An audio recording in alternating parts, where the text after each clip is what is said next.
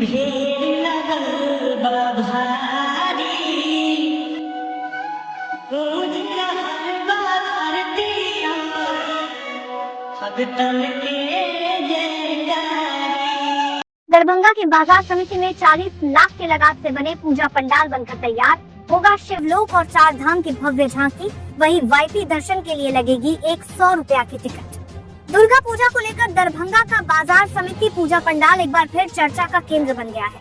इस वर्ष समिति के अध्यक्ष रणजीत कुमार महतो ने भव्यता और बजट दोनों के मामले में रिकॉर्ड तोड़ तैयारी की है, जिसका अंदाजा पंडाल पर लगे 40 लाख रुपए से अधिक की भारी भरकम लागत से लगाया जा सकता है।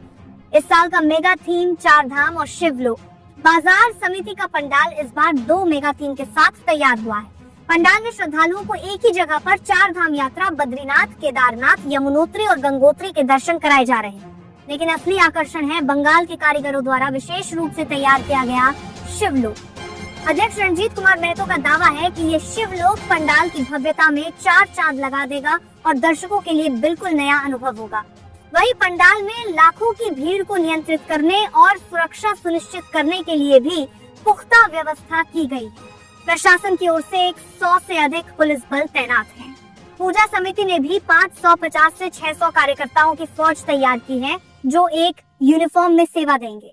किसी भी अप्रिय घटना को रोकने के लिए पूरे पंडाल में 50 सीसीटीवी कैमरे लगाए गए हैं। हालांकि इस बार 100 रुपया का वीपी टिकट रखा है।